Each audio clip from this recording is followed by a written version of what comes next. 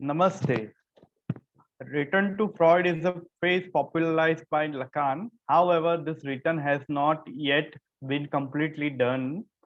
Return to school in psychoanalysis is an area by itself, and we explore this area today with psychoanalysis consultant Mr. Himanshu Vaidya. Namaste, sir. So, can we start with what return means? Return is not turning the clock back.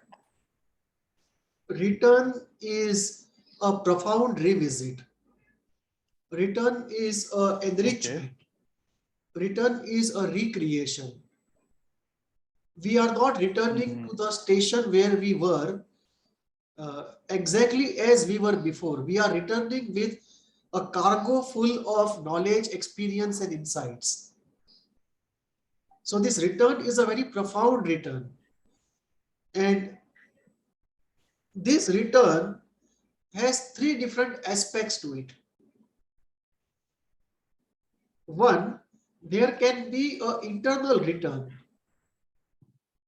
where, for example, in Freud's theory, Freud moves from the topographical model to the structural model, and lastly towards the model of two forces, the life force and the death force, eros and thanatos. And within Freud himself, we can return using the concept of eros and thanatos and try to explain something which Freud explained using the topographical model or the structural model. Correct. So this return is an internal return that we are using later work of Freud to re-understand the prior work of Freud. So this is an internal return that within the theory itself, within the school itself, we are taking the later day concept and coming to early day work and revising the early day work in the light of the later day. So this is an internal return within the theory, within the school. There is an external return also.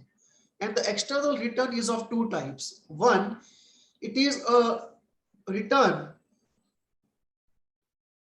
straight back into the school from a post-school station. For example, if you're talking of Freud, then you have something called post-Freudians. If you talk of Jung, you have something called post-Jungians. So if you use post-Freudian work and bring it back to redevelop, re-understand, reassess Freud's work, that is a different kind of a return. It is a post-school return into the same school. Or let me say not post-school return, but the post-thinker return within the same school. The second kind of return, it's external in a way to Freud. It is a return to Freud in an external sense. We are not talking about later Freud returning to the earlier Freud. We are talking about a post-Freudian work or post-Freudian person returning to Freud. Second kind of return, which is external, but still on the same axis of the school. And then you have a lateral return, a Kleinian coming to Freud or a Jungian coming to Freud with their own cargo full of insights and knowledge and wisdom and reassessing Freud or reevaluating Freud, trying to integrate theories of the other school into what Freud said. So this is a different kind of a return. And when Lacan talks about return to Freud, he is talking about this kind of a lateral return. Lacan's work, which is in a way very unique, with that work, Lacan comes back to re-understand and reinterpret Freud. So this is a different kind of a return, a lateral return. So there are three different returns. An internal return done by the author himself. External return done by the same school person who is a post-author thinker, or a lateral return where a person from a different school comes into a given school. So three different kind of returns are returns. And Lacan popularized this term return to Freud. But in fact, return as a theme is a cardinal theme in the journey of psychoanalysis. And this generic idea can be applied to anywhere. You can talk about return to Jung, return to Klein, return to Kahoot, return to Winnicott. And in a larger sense, you can talk about return to psychoanalysis. Right, right. So the theme of return is a very powerful theme. And every few decades, every school and every discipline of knowledge needs a return for reassimilation, reinterpretation, integration, enrichment, and moving forward towards a more grand structure of theory and practice. Okay, right. So I heard the term post-structuralism. Post-structuralism. So is this the same which you are talking that post-Freudian and post-structuralism? So there is a slight difference between the two. Okay. But the common thing is that we are looking at evolution of a school. So Freudian school and post-Freudian school, or let me say Freudians and post-Freudians, and structuralists and post-structuralists, there is a difference between the two. One thing is common, that from Freud's work, the post-Freudians took forward Freud's work and developed into their own. So there is a movement forward from Freudian to post-Freudian. But the post-Freudian is not necessarily anti-Freud. There are differences of opinion. There is development of certain ideas, but a post-Freudian essentially accepts much of Freud. He is not anti-Freud. He is developing Freud. He is trying to overcome the limitations of Freud's, or trying to sort of correct the contradictions, if any, in Freud. But he is not anti-Freud. Whereas in case of structuralism and post-structuralism, the post-structuralists, many of them, are actually anti-structuralism. Although the commonality between the two parallels is that post-structuralism followed structuralism. So in a way, it's a development of thought over time along the axis. Correct. Just as from Freudian, you go to the post-Freudian stage, it's a development of thought over time on an axis. The set between the two parallels, but the parallel ends there, because post-Freudian is not as anti-Freud as a post-structuralist is anti-structuralism.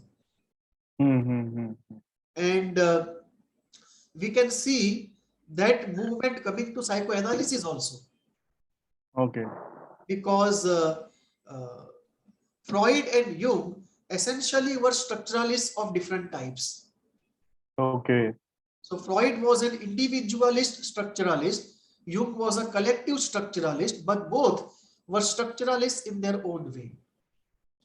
Yes, when you talk about the post-structuralism, you virtually are saying goodbye to a model of the mind. Because you are taking a process flow concept of the model of the mind and saying goodbye to a structural constitution of the model of the mind. It's very difficult to fit in those things into post-structuralism. What fits in more easily is the intersubjective school or the phenomenological school. Right. I see. So coming to a specific now of return to Freud, what it means today.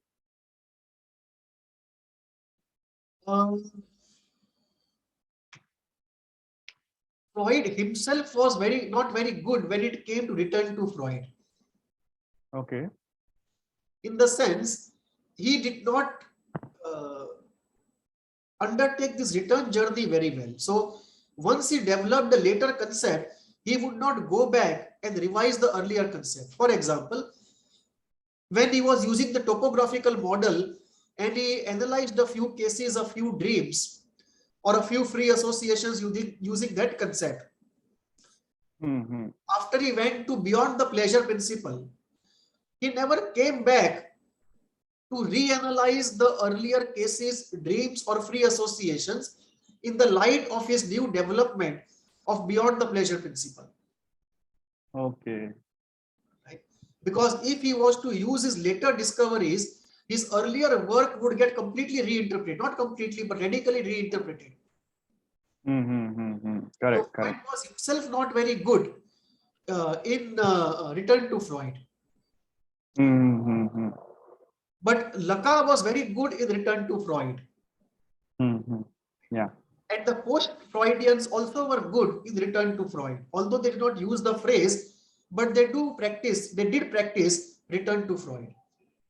Right, right. So in today's context, a Return to Freud is very important because many of the concepts which Freud has laid down, they Mm. were very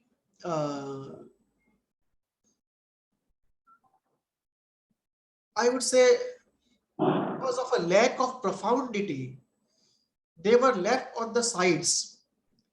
Mm-hmm. For example, the concept of beyond the pleasure principle, the concept of the death instinct, Mm-hmm. the concept of component instincts, the concept of cathexis. Nobody Correct. developed these concepts beyond the point. So today Mm-hmm. when we talk about Return to Freud, it is very important to realize that not only are we talking about integration of later Freud with the earlier Freud, not only are we Mm-hmm. talking about integration of the post-Freudian with Freud, Mm-hmm. but there are two important elements in this Return to Freud which we are talking about apart from other things. One, development of concepts which Freud left uh, as great discoveries, but he could not develop them beyond the point. And Mm-hmm.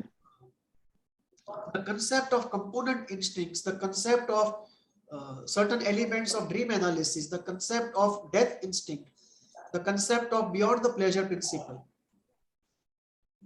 These are some of the concepts which are very important in Freud.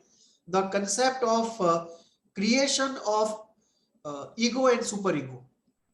Mm-hmm. The whole idea of constitution of ego. Right, These are right. some of the concepts which require a fundamental reworking. And Mm-hmm. this reworking, a return to Freud is very necessary. That is one part. Okay. The second part is, how do you integrate insights from other areas into Freud? Mm-hmm. And that we can take a look at a bit later, that if you want to integrate, for example, Klein into Freud, how do we look at the Oedipus complex from the point of view of the split being open or closed? And there Mm-hmm. are two people enter the Oedipus complex. One enters with the split resolved and one enters with the split open. What difference does it make to the way the Oedipus phase works out? Right, right. So the pre-Oedipal events and their influence on Oedipal phase is one such Mm-hmm. area where a lateral return is very necessary. We'll go into details a bit later, but just to open up this area. Right, right. And how about client? Can we explore on the same lines, return to client? Yes, because uh, client's work was taken forward, but there were certain areas where one needs to do a return to client. Mm-hmm. And these are the areas of uh,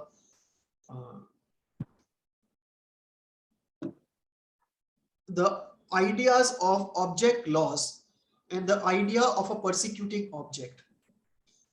I Okay. think we are not giving adequate significance to these two very significant ideas of Klein. The phenomena Mm-hmm. of object loss and the phenomena of presence of a persecuting bad object.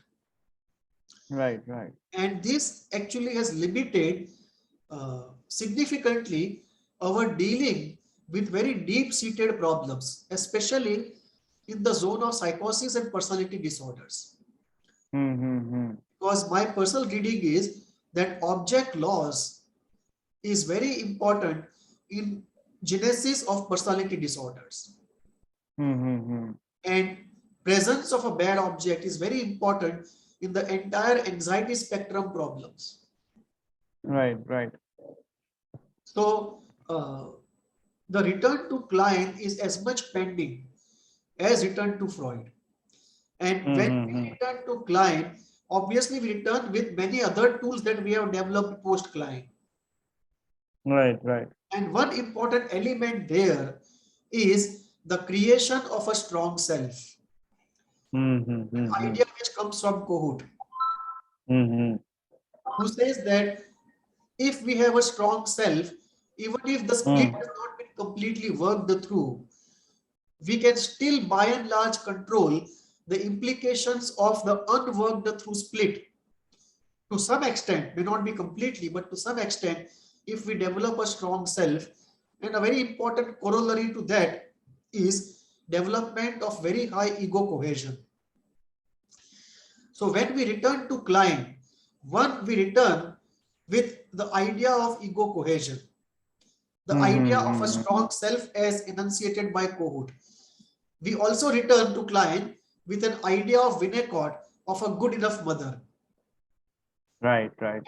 One more important element in client where we need to return and develop is the positive experience of the good breast. That is something we have not adequately developed. We have developed the difficult part, Right. bad breast related phenomena, but not the good breast related phenomena. And that relates to the splendor, the dazzle, and the ecstasy of the good breast. And this has two important elements. The splendor and the dazzle is at work whenever we indulge in idealization and de-idealization. And when we look at dependent personality disorder, or when we look at idealization and de-idealization in any form, more often than not, we find this phenomena at work. The splendor and the ecstasy of the good breast. The good breast. And many times, the split will not close because one cannot let go of this ecstasy of the good breast. Not only because the bad breast is too big, but at times because we can't let go the ecstasy of the good breast. So this positive part of that early experience, of that addictive ecstasy of the good breast, which comes out in case of adults in two different ways. In neurotic adults, it comes out in the form of addiction to reverie, the need for vacation and need for holidays and breaks, and the need for exciting, ecstatic dreams.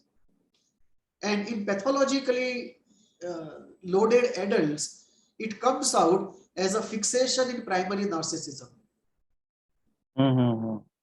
which on the surface gives the look of narcissistic personality disorder, but at the root is a fixation in the bliss and the ecstasy of primary narcissism,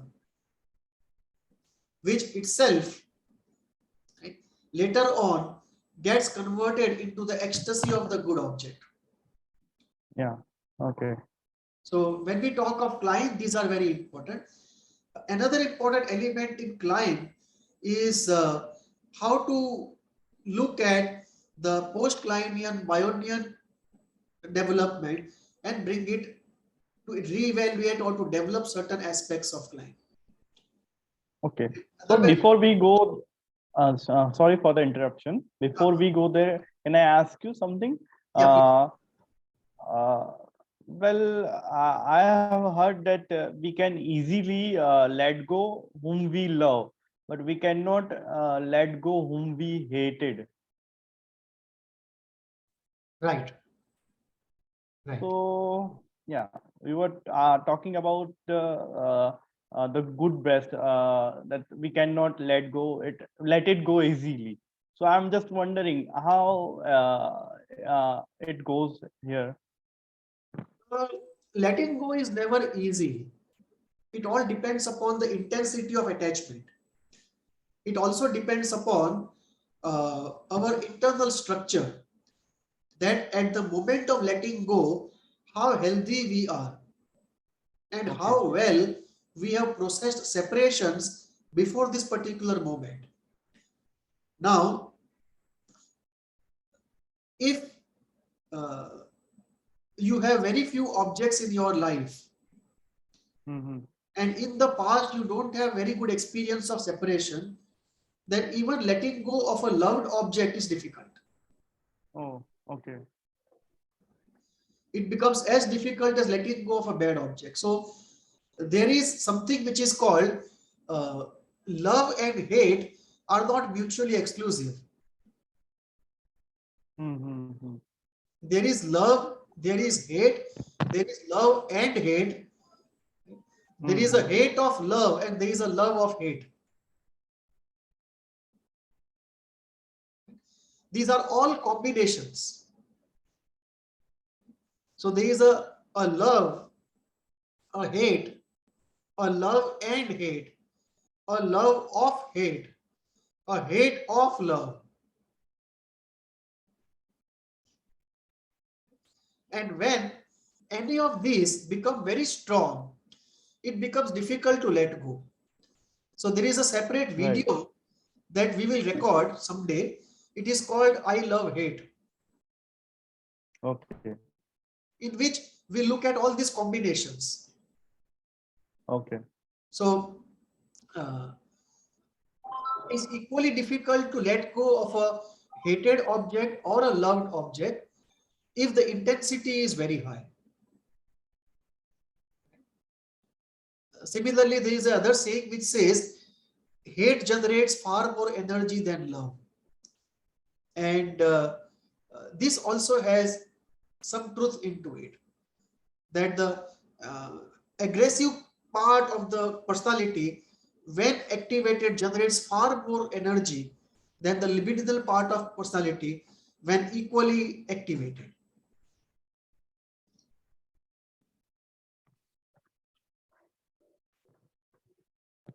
Yeah, and so I'm just very curious to know about Kahoot. How do you feel about Kahoot? Uh, I think for Kahoot, the return is pending even more than for Freud and Klein, Uh-huh. because we have not integrated Kahoot or harvested much of what he had to offer. And that has now Right. fell on the sidelines of the mainstream. Mm-hmm. But what he has done is very precious, and there is a return which is pending to Kahoot. And Mm-hmm. the topics that we need to go back to and develop are this. One, the whole idea of development of self. Two, this continuum on which we find the psychotic self, the borderline self, and the narcissistic self. Mm-hmm. Three, different personality disorders being just variations of the borderline self or the narcissistic self. Four, this whole idea of holding the person for long enough so that the person feels safe and almost does his own analysis to a substantial extent. Not that therapist is not needed or psychoanalytic theory is not needed, but a substantial self-work happens when a long enough safe environment is provided and the sincerity of the person is kept on the line. Another important element in Kahoot's school to what we have to return and develop is this idea of fame and shame, Mm-hmm. that we have to allow the grandiosity to be worked out and experienced out to some extent in the therapy room, and not interpret the grandiosity, otherwise it goes deeper into the unconscious. Which is exactly opposite of what classical psychoanalytic schools and particularly Kungberg would do. Interpret the grandiosity. So Kogut would provide holding instead of interpreting the grandiosity, and hold the person to experience the grandiosity and then move towards a realistic self. Right, right. This has very important implications because we all realize that too much of interpretations or very fundamental interpretations, they are not productive in many cases. Many times these interpretations are so hurting that people stop therapy. Oh, There is an old saying, brilliant interpretation and the therapy ended. yeah. So it leads to that kind of situation. And then this whole idea of fame, we have underestimated the desire for fame in people. And we have underestimated the intensity of shame that we feel. So many other schools of psychology have come to realize that shame is almost like a master social emotion. Okay. Whenever we feel social abandonment or social persecution, we sort of recoil and go back into almost a psychologically intrauterine posture with the development of shame. Right, right.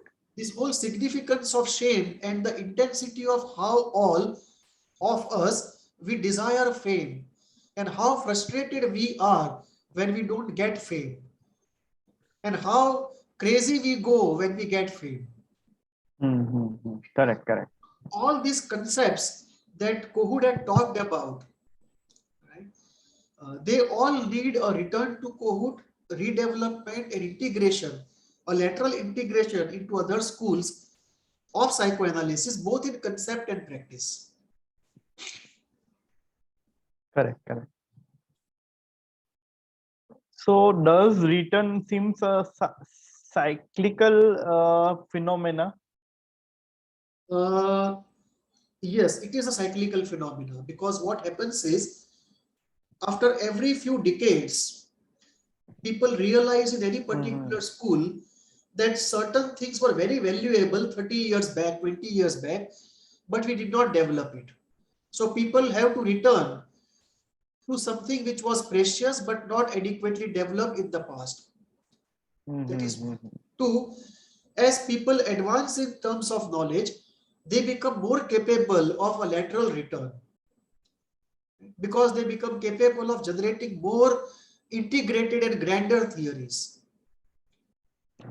And this is also helped by advances in other sciences, be it neurology, psychiatry, genetics, and so on. It is also helped by certain new techniques. For example, take ISTDP. The very idea of recording a session is a great empirical tool to prove or disprove certain things.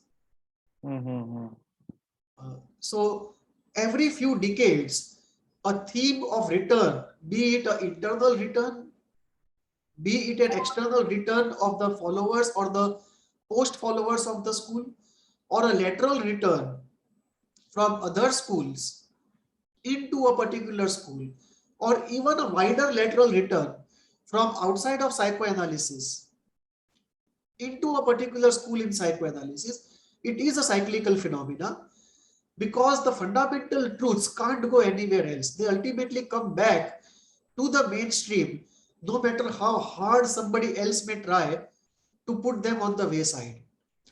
So the fundamental truths of Freud cannot be wished away, no matter how hard somebody tries. So after a few decades of severe criticism of Freud, ultimately you come to realize the pricelessness or the real worth of the Freudian concept, and you come back to Freud. So after a few decades in every area, there is a Lacan who says return to Freud. So there is somebody like Lacan and somebody like Freud, and the return theme plays out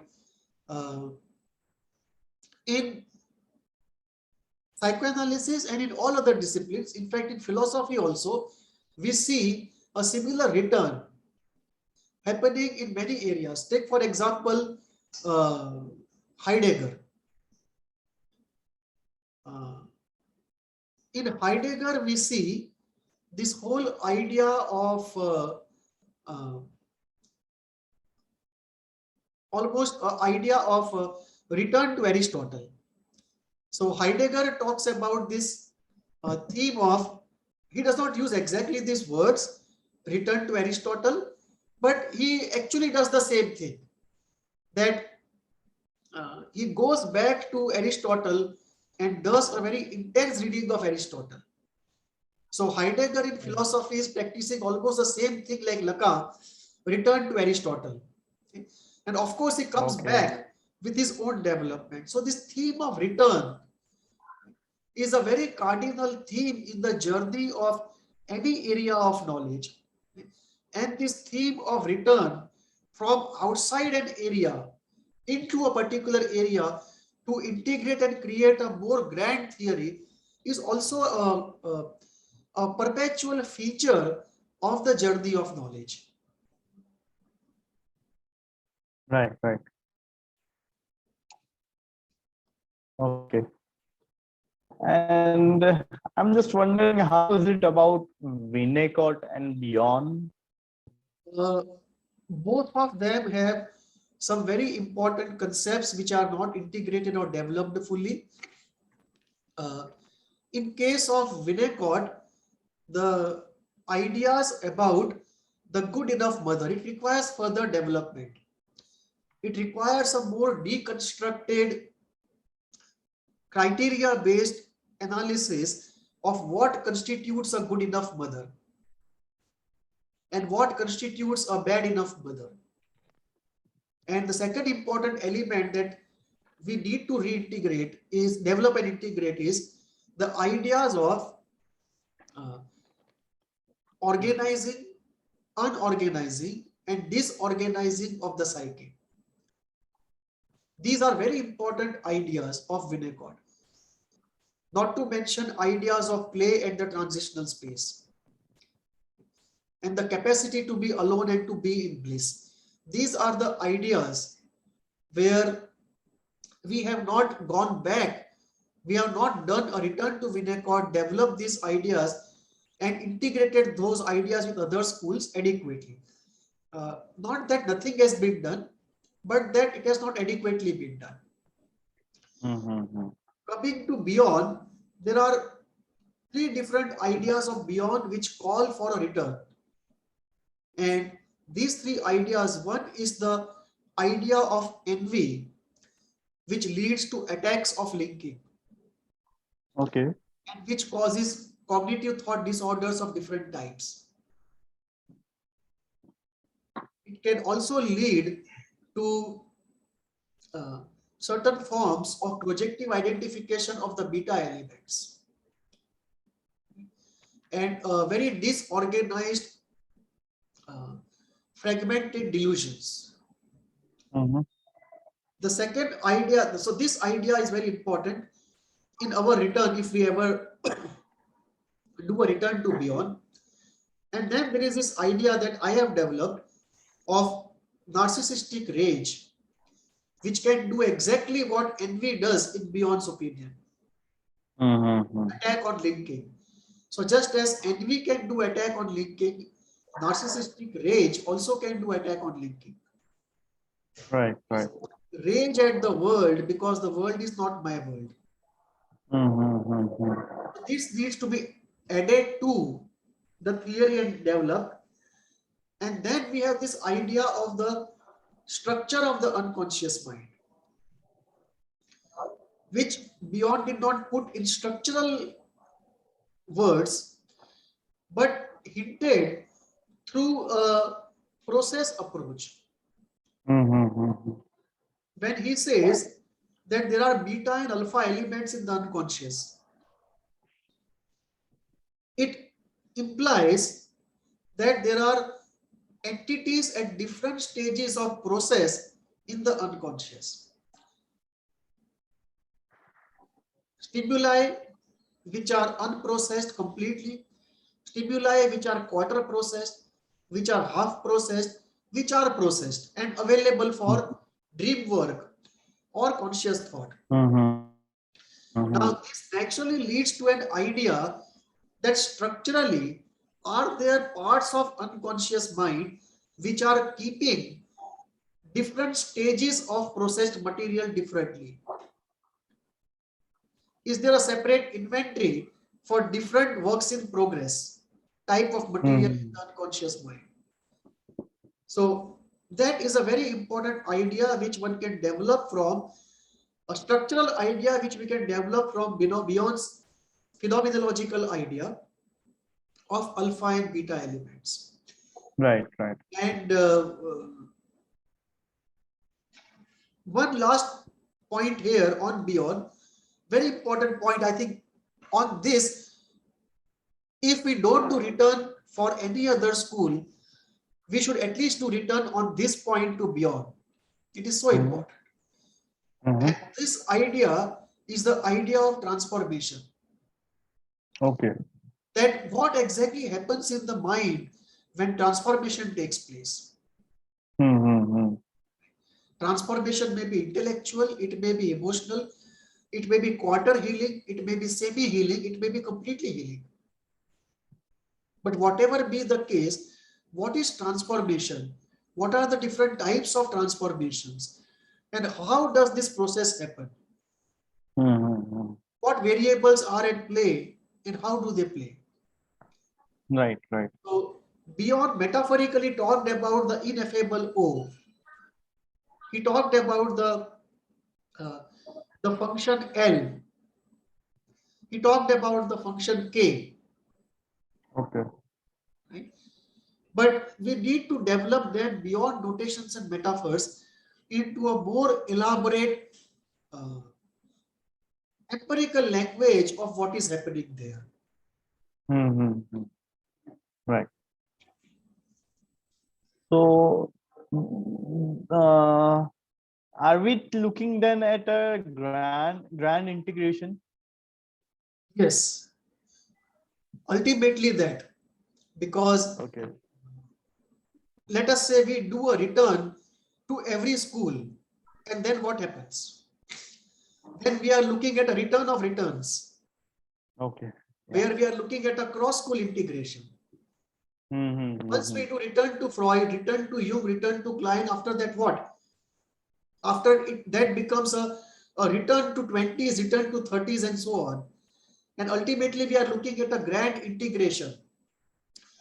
And when we do that return, today when we do that, we also have to factor in developments outside of psychoanalysis and developments in spirituality and holistic.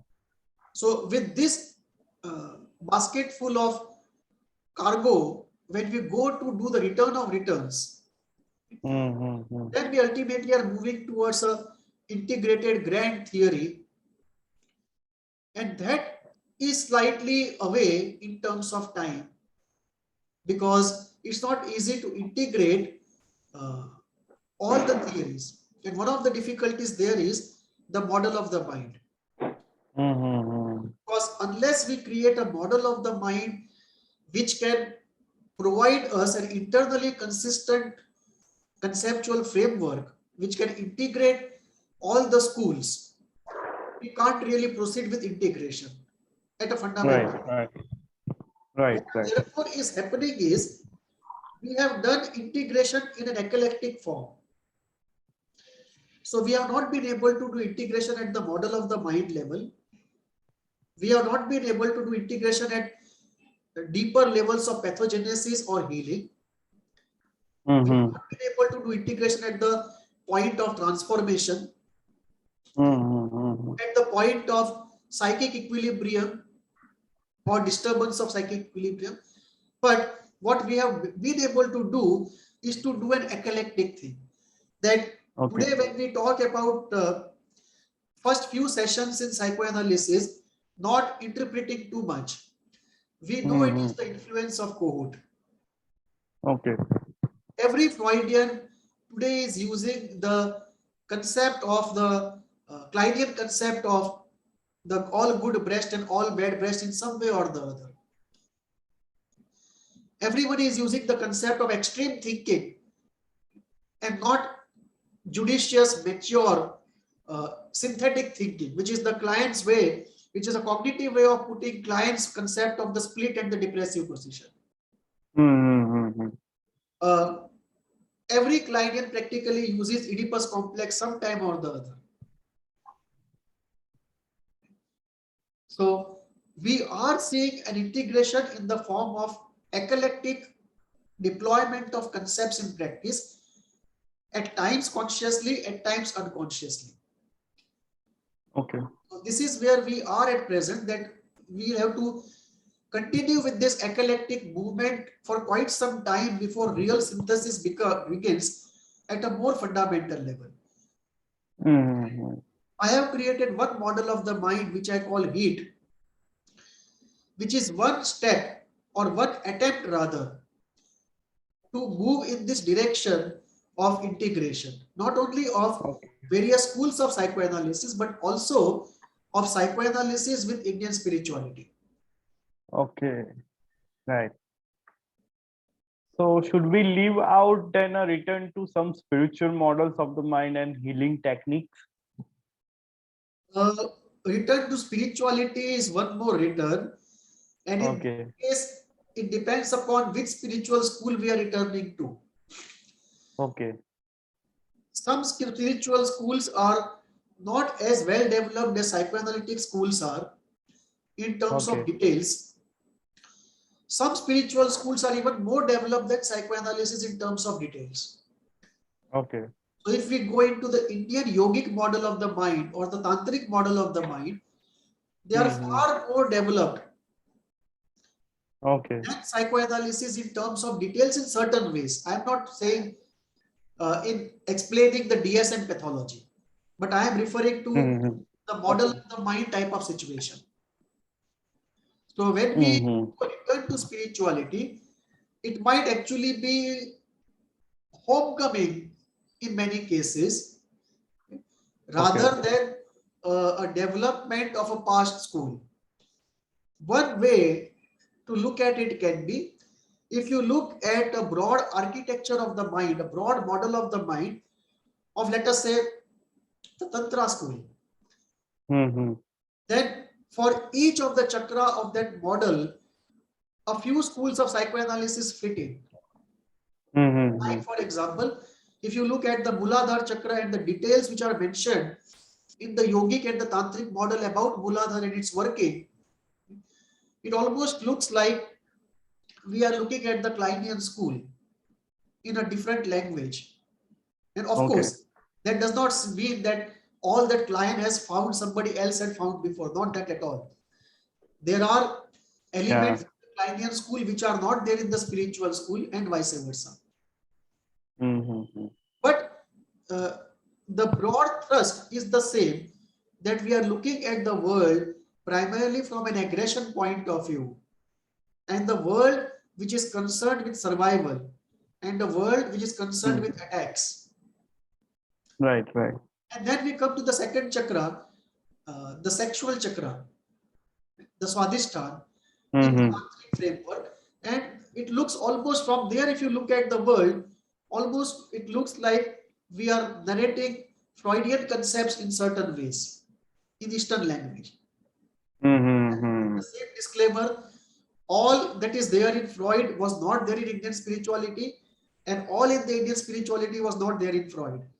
In fact, there is a presentation I had made once, Indian spirituality and Sigmund Freud. There I did a comparative study of which parts are common to both, which parts are unique to Indian spirituality not found in Freud, and which parts are unique to Freud not found in Indian spirituality. Right. So, return to spirituality, return to holistic healing definitely is one of the returns we have to undertake in our journey, so that with all that enrichment, we can, in a profound way, return to the present. Right, right. Okay, okay. Return to present has been a fascinating conversation. Do write to us at hbindia@gmail.com. Namaste. Namaste.